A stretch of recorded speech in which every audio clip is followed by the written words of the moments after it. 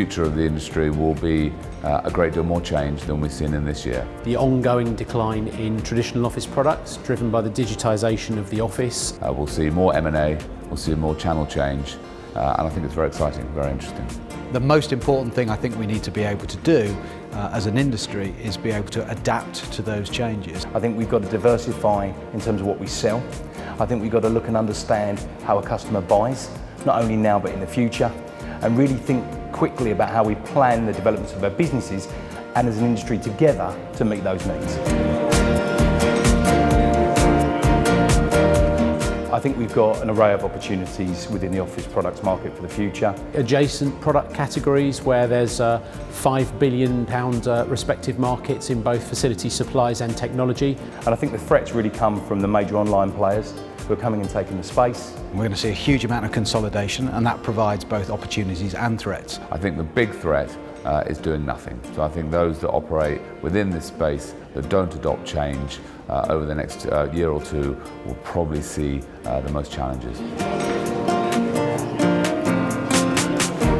I see the role of BOSS as being the voice of the industry and in organising these kind of events where we can debate the future of the industry and hopefully come up with some actions to improve things going forward. It's a forum where we can share ideas and collaborate, and it can help bring us together as an industry and help figure out the future.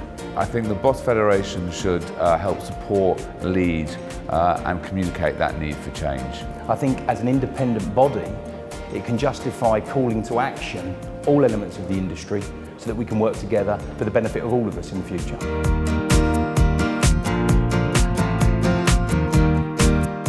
What we know is that our world is changing, the office products world is changing. And basically, during the course of today, you're going to be hearing lots of different views from the whole supply chain. Listen, question, and understand how these changes affect your business and what you can do differently going forward to make these changes work for you as opposed to working against you. I am 28 years in the office products industry, and it's been about adapting and about change management even in those 28 years. The reality is, though, that the next 28 will be even more eventful, I fear. And currently the 16 to 20-year-old group have grown up with a limited appreciation of the hard copy, of paper. In fact, they're very used to working with electronic devices, tablets particularly in recent years. And they are coming to a workplace near us very soon, the so-called millennium babies. And that will have a big impact on our industry and the mix of products within it. And what we've seen in the last 30 years, and indeed particularly the last 5 to 10 years, is an explosion of technology and one of innovation. And of course, it's a big wide world out there, and we need an appetite for change. So let's do it, and let's talk about it today before it's done to us. Technology and consumer behaviour is clearly changing. In the top there, we will see obviously desktop computers and how we've moved very quickly through time, through laptops and now to tablets, and who knows what the future holds. In terms of traditional office products and office products in general, it has declined. Pre-internet interruption market, I think we had a buyer that was relatively uninformed. The buyer journey was linear, and the marketing playbook was one of interruption, cold calls, advertising, etc. It was marketing with a hammer. But today it's all about permission marketing. And in the current climate, the buyer is well informed, of course, and the buyer journey is fluid, not linear, fluid and random, and it starts with Google. And the marketing playbook is one of thought leadership and content creation. So it's marketing with a magnet rather than a hammer. So we can and do shop online, of course, in ever-increasing numbers, and Amazon is certainly the greatest recipient of this. But how much is it really hurting our market? My first question is, why do we keep calling it office products? If you think about the addressable market, and I'm going to talk about that in a bit more detail with some of my other questions, office products, traditional office supplies, EOS, is about 1/3 of our addressable market. Okay? We think the addressable market is about £15 billion. There's only about 5 billion of that is traditional office products. And that market has been and will continue to be in decline. We estimate somewhere between 6 and 8% decline year on year because of the digitisation of the office, okay? The rise of this thing called the internet. In my opinion, we should be talking about business supplies, business services. If you open your mind to what an end user business would be looking for and think a bit broader than just office products, suddenly you find another 10 billion of opportunity. What are we going to do about our product cycle? The whole industry is built around an antiquated paper catalogue.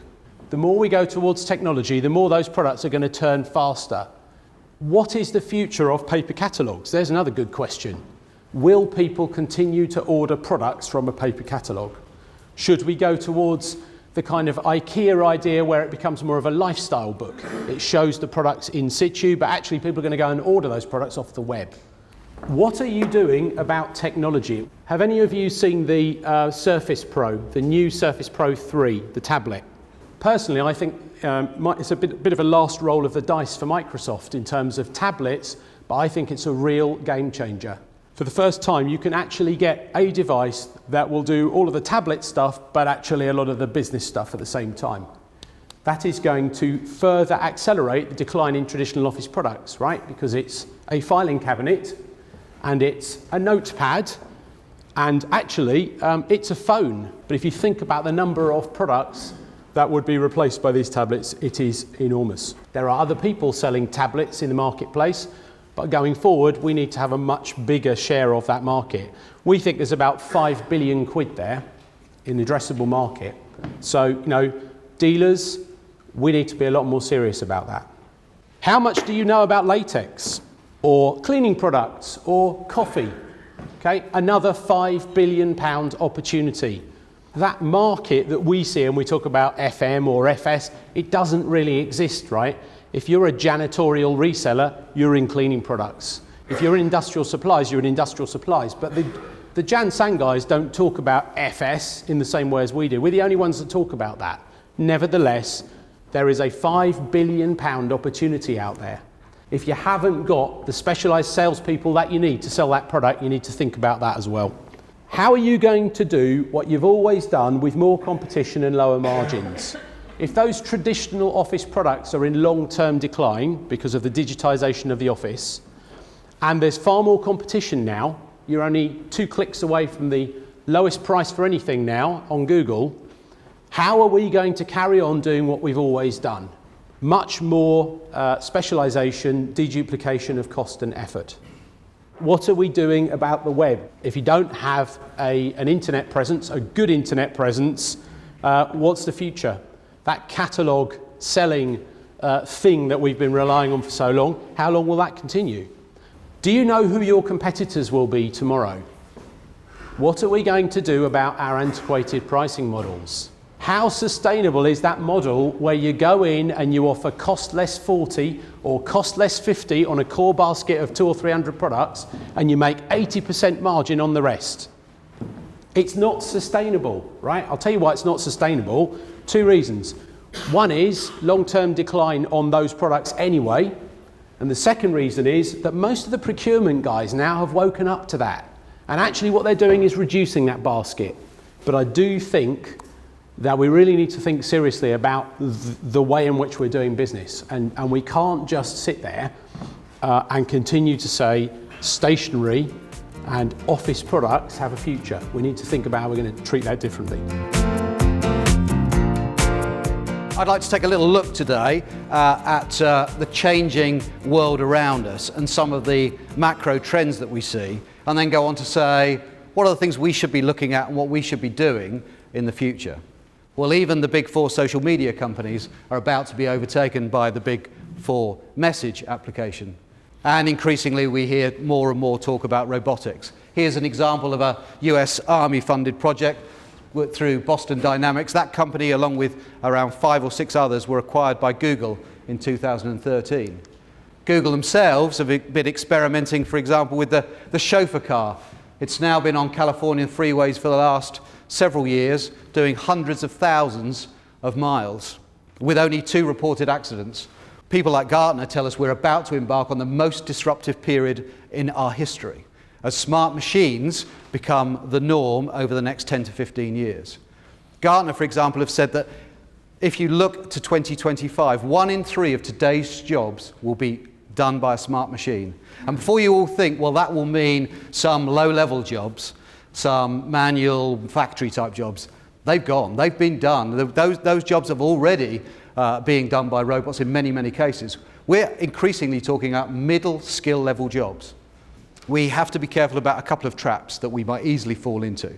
The first of those traps is, none of this has any relevance to me. This is all nonsense, rubbish. It won't affect the way we do business.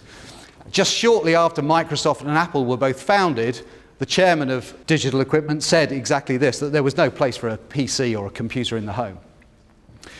By the mid-1980s, Microsoft and Apple were fast becoming the powerhouses in computing. Digital equipment no longer existed. The other mistake we often make is we say, well, the world is at an end and we're all doomed. And so we might as well jump in that hole right now. We've been predicting the demise, for example, of mail, and particularly direct mail, for many years. In fact, direct mail grew last year and is predicted to grow again this year. Parcel volumes are up. And even in 2023, if you believe PwC, we're still going to be shipping something like 9 billion letters in 2023 and some 2.5 to 3 billion parcels. So mail is by no means dead. And of course, that long-awaited, theorised 1970s idea of the paperless society seems, in many cases, as distant today as it did back then. Our love affair with paper is nowhere near at an end.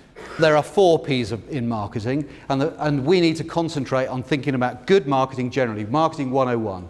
In our industry, too often, our conversations revolve around just one of those P's, and we have to move the conversation increasingly away from price. We also need to make sure that we're adding value and providing good promotions that mean something to consumers, not the same nonsense that we trotted out last year that didn't really do anything, and not being lazy about finding promotions that can kind of work and not bothering to measure them. We need to increasingly measure and work out what works here. Is there going to be further consolidation? Well, almost certainly. The larger are going to get larger for sure. And will there be consolidation in mid-sized dealers and small dealers? Yeah, probably. The rules of economics kind of suggest that it's got to happen. We've also got to consider the adversarial nature of the relationship between customers and suppliers. We've got to have a more open conversation, a more willingness to engage in a different way. And we've got to accept, as Kodak now know to their misfortune, that sometimes even your consumers become your competitors. And for sure, we've got to find a way to take cost out. We might all be doing it individually, but we have to find a way to look at the entire supply chain. And for all of the right strategy for doing all of that, most important of all, I think, is we've still got to be able to engage and attract the right people to our industry, and we've got to make sure that the right people are on the bus. For us, I think the willingness and openness for us to adapt to the change we see around us is imperative for our survival. 90% of all business, all transactional business today, is still done offline in the old world.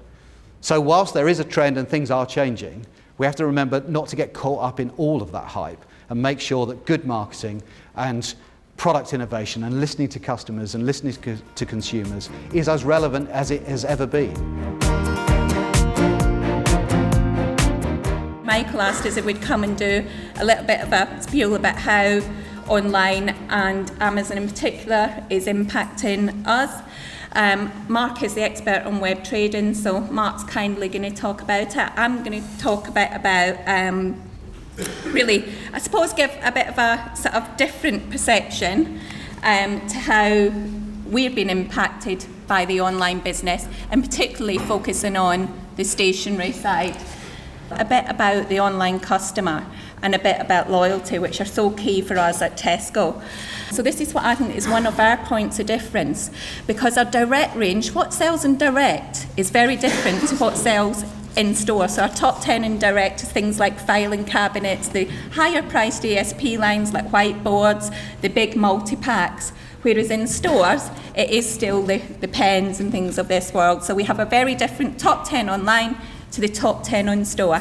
Black Friday was huge for us as a business. So we will be getting ready for a sort of big Black Friday event next year as well, even within the stationery area. So our multi-channel customers are key. They're spending more, they shop more frequently, and they capture people buying into GM. We'll engage them online to make them spend sort of more. The other thing that I talk about that's particularly key for us is loyalty. As a business, the dark green box is our customer loyal base. So overall for Tesco, our loyal customers spend about 15% more than any other customer at Tesco. What we're hearing today is, if you're still sitting here thinking it'll go online in the future, then you're probably already a little bit behind the curve already, because it's already online. Customers are multi-channel, customers are looking for your products in every single channel, and there's multiple touch points. From our side, we know that our loyal customers are multi-channel. We know that that is our biggest opportunity to bring our store customers, the customers that are already shopping in store, and get them online. We are an independent retailer and reseller. We are multi-channel. We operate business to business online. About 80% of our business is via our website. But my question today is there a future for people like me? And I think our sector falls into three categories, primarily. It's manufacturers, distributors and resellers of whatever size we are. And I want to share with you my fears, opportunities and concerns for our market over the next few years.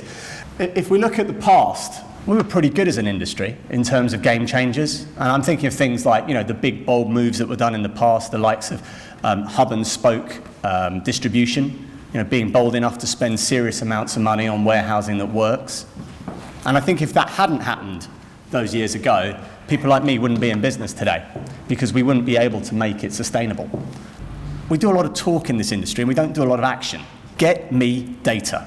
I can't sell if manufacturers don't produce me accurate, useful information. If you don't have 10 photos of your product, please go and hit your marketing team over the head today and ask them where it is. Where are the pricing? Give us flat pricing. Let's play the game together. Let's get on the same page and work connected and trust each other to actually sell the product through and make a difference. We have to start making change. I think the opportunity falls into four categories. Deduplication. One of the biggest things we did as a business 7 or 8 years ago was deduplicate anything that wasn't customer facing. We don't touch our own product. Consolidation. Consolidation is already happening. We've acquired businesses, other businesses will acquire too. It's going to happen and is happening across the market. It's a given, it has to happen. There are too many people fighting for the same share of the wallet. But I think where dealers, resellers in our sector win best is personalisation. I think we're brilliant at that. People buy from people. That's what it comes down to. And that's what resellers are really good at doing. And offering expert advice. Not just, you recently bought this, we think you'll like that. We know that's what you need because X, Y, and Z. We get to know the customer personally, and we make it personally. And when it goes wrong, we care personally. Making a profit is pretty important. There shouldn't be the smoke and mirrors pricing with hidden rebates and merchandise margins and all the rest of it. Manufacturers need to open the books. Distributors need to open the books. We need open, transparent pricing. And then it's about added value, true added value. The price is irrelevant. You want to change the conversation with your customer about price, we need to do it ourselves. And once we stop talking price between each other and we start talking about adding value to the product, then we're talking about stuff we can make a difference on. There's a much more acceptance of each other in the US. There's much more trust between the dealer and the wholesaler. And massively, there's more collaboration with data, with information. So all the reviews for all the dealers are being provided by the wholesaler, so they're getting a better experience for their customer. There's just a massive more range of collaboration opportunities going on in the US than I see here. Believe it or not, 50% of core channel sales in the US is pretty much Staples. And you may or may not know, but around about $1.5 billion of turnover for Staples now is FS/FM. They're one of the biggest resellers of FM/FS products in the whole of North America. But they are way ahead, absolutely way ahead in that marketplace. So in the next 3 to 5 years, I think there will be acceleration and consolidation over there. Again, that number, that top 75 may reduce down, or the value that they're responsible for will increase. There's definitely conversations going on about mergers and acquisitions out there at a big level, as there is no doubt here. So what can we learn? I think we do need to move faster. I see a huge amount of half empty, not half full. The difference between the two marketplaces is, I've got a good idea, a new idea, come tell me about it. I've heard it all before, thanks very much. We tried that 10 years ago, we all the time. Or here's something that's really good for you, it does 100 brilliant things, yeah, but it doesn't do one, so I don't want it. Thank you very much. All the time, that's the difference, yeah? It's a huge difference. It's too good to be true versus let's give it a go. Dealers are starting to change what they call themselves and how they position themselves. And I'm sorry saying dealers, let's say resellers, the whole channel is, yeah? It's business supplies, it's services, it's equipment, it's everything that an office needs. It's not just one-stop shop stuff that we've talked about for years, yeah? It's widening that. And I honestly believe there's one group in this industry that need to get closer to the consumer, and that's the manufacturer, yeah? And there's not one manufacturer I don't talk to that doesn't consider going direct. And with technology and the development of technology, would it not be easier for them to go direct?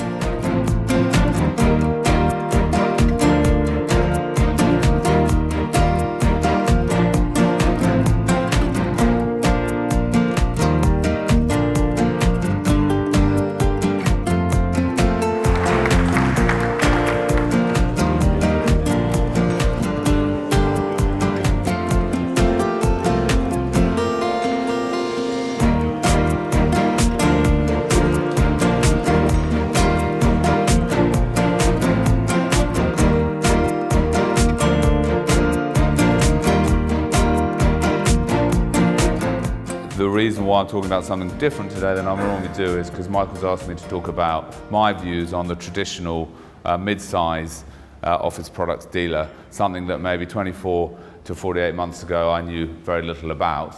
I think the super dealers will grow. We talked about new channels emerging. Mobile is here to stay, and that's an example of a channel that will emerge. And I think the mid-size dealers will shrink, they'll die, or they'll get eaten. Okay, there is a fourth option there, and that is that they will change. Okay, but I believe that if they don't change, then these dealers will disappear. There was this phrase coined about the welfare state, and I sat in some meetings with small dealers, liaising with their wholesalers, and some of the demands that these dealers were putting on their wholesalers really surprised me. So I think wholesalers will scale back on that. They'll scale back at that because on the smaller customers, the smaller dealers, they don't need to do it anymore because they can pick up that, and also because they got bigger fish to fry. So this value add welfare state, I think, will shrink. I think there will be continual margin pressure. I think sale price deflation will continue to come down. 2025, 75% of the workforce will be Gen Ys or millennials. They have higher expectations. It's proved by sociologists. So their expectations of that channel experience, that multi-channel experience will be there, and they will move to emerging channels. They're going to need this multi-channel approach. Okay, what I call the low emotion, high volume transactions. I need an ink, a cartridge, I need it tomorrow, it's 6 p.m. Okay, the traditional dealer is long gone by 4:30. Okay, it's 6 p.m. How am I going to order it? I don't want to have a long chat about my holidays. I just want to order a cartridge that works on a phone or a device, and it works online. So the expectations of our customers, of the independent dealers' customers, are changing. Yes, loyalty will decline. Okay, so this means personalization is really important because that's a way that you combat a decline in loyalty or an increase in fickleness, if you want. Fighting for each customer will become more important. It's the most important item on the agenda, I think. But there's no point in winning that customer if the way that you win them is to drop your margins even lower or to put in service models that just aren't efficient. Okay, it has to be about the bottom line. And if you can't drive profit through your model, then it doesn't matter how good you are managing or servicing that customer or keeping it loyal, you will fail. That's a fact. So we have to focus on the customer, or the traditional dealer does, but they have to find different ways of doing it. So what do they have to do to survive? Well, I'm a big advocate of efficiency, and you know this, and I really believe that fixed cost model needs to change within a traditional dealer. It's just, I just don't think it's sustainable. It is for some, but for most, that model of having a warehouse, a small warehouse on the outskirts of town, having a couple of vans, okay, and having some salesmen with some nice cars, I just don't think that works when you're seeing the pressures that we've talked about earlier. So I think you've got to change the model. You need to be focusing on the customer, and I think that means that the dealers need to reallocate resource, because I see so many businesses where they've got back office staff and all of this stuff. I don't think that will work in the long run for everyone. I really think that things need to change. The last bit which scares me is a lot of these businesses that I go and see, sometimes they prefer to just sit quietly as things dissipated and died, rather than actually go through that quite difficult thing of driving change. And I guess that's the bit that is the only question that I've got is does that part of our industry really want to change, or would they rather, because they're a bit tired and it's been a bit tough, would they rather just kind of wean away and see out their days? We have to change, and the question is when and not what. And we can debate what the change is, but is it forced change or proactive change? That'll be the question. So we're investing heavily, quite openly, in our online route to market. To be very clear though, we don't mix those channels. We firmly believe there are separate routes to market. We firmly believe some are mature, some are not mature, but we will leave those channels separate. We sell commodities. We mightn't think we do, but I believe we do. And that's fundamental, because that aligned to the route to market that Simon mentioned means everyone's trying to take a little bit of margin. But trying to take a little bit of margin in a commodity business is a difficult thing to do. And in actual fact, looking forward, it's all into computers, technology, as Simon said, mobile phones that can do everything we need to do. We can sit at meetings with iPads, take notes. It's an interesting situation. Having said that, I'm glad to say we do still sell a lot of pens. So there's always going to be a sale for paper and a sale for pens. But the facts are that the common commodity office products are in decline. There is nothing to substitute them except for technology, and therefore we have to be aware of how to reclaim our business and reclaim our margin around those lines of business. The route to market, the availability and the pricing is a huge driver of the future. And unless we're involved in that driver, we have no say over that driver. So I'd rather be in the car if I could be than be outside the car. But this is a huge driver in the future. But ultimately, the key driver is the customer. I think we have to challenge ourselves how to bring the overall price position in the market up. Because I don't want to earn 0.5% more margin. I want to earn 5% more margin. Delivering a pen the next day. Staples, we deliver a pen the next day to your desk. I mean, I run the company, I can't even get a pen the next day to my desk. So I don't know why we do it for our customers. So ultimately, all of this comes down to me to one thing: speed. And that's speed of change. This industry, I believe, as Simon said, is changing in front of our eyes. So I think we have to embrace it, but I think we have to try and control it. I mean, ultimately, the roadblocks are very simple. It's a price-driven market. How do we manage that? There's something I call, particularly with some of my colleagues in my own company, is in the box. Are we all so long in this industry that we can't step outside the box of office products? Can we not look at other industries? Can we not go to other conferences? Can we not have forums where we can't speak about our industry but challenge ourselves on the concepts in our industry? But of course, expectations are a roadblock. If we've already given expectations to ourselves somewhere in the route to market to our customers, it is hard to change those expectations if there's any negative connection within there. It has to be a positive message. So we have to be clear in expectations. To summarise from my side, so I still think there is great opportunities, and of all the industries I have been in, the last 5 years in Staples has been the most dynamic. Please ask yourself the question: forced change or proactive change? It's a great industry with great opportunity. It's going to be technology driven. We might as well just accept that. It is a change environment. Accept change or you will be left behind. A little bit of background. I lost my sight when I was around 17. I lost peripheral vision. And then once that closed in, I began to lose central vision. So I lost things like edge detection and colour. To the point now where, as I look out across you people, I can't really see anybody. All I can really see, there's some lights on the ceiling, and that's about it. My story starts quite a few years ago. I think it was around 4 or 5 years ago now. The idea was I would climb this mountain, propose to my girlfriend, have an amazing moment at the peak, and something should tell everyone forever how romantic her partner was. And it turns out climbing a mountain is difficult. So halfway, we had a conversation where we decided to quit. And then we headed back down the mountain. But I'd quit climbing that mountain because I couldn't see. And that really stuck with me.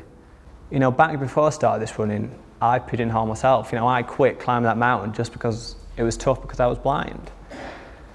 But then over the past few years, I've realised that, you know, we don't have to conform to the labels we assign ourselves, or even the labels that other people assign to us.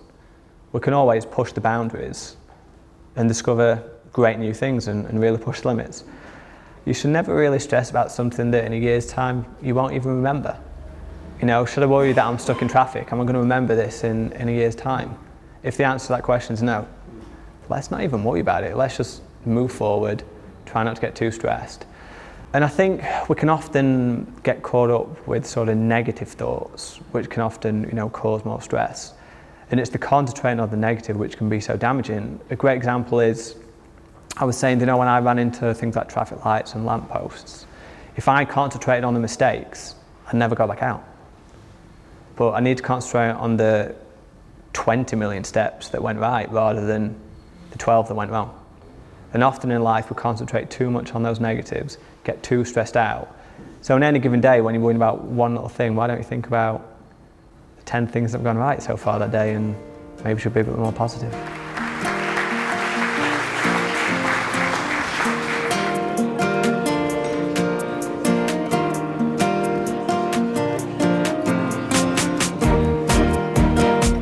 There's a huge amount of change going on. More technology being used by the millennials, for example. We need to work quickly now to exploit those. The strong will survive, and I think we'll see the strong probably becoming stronger. But I think we've got to get closer to consumers and understand more of what they need from us in the future.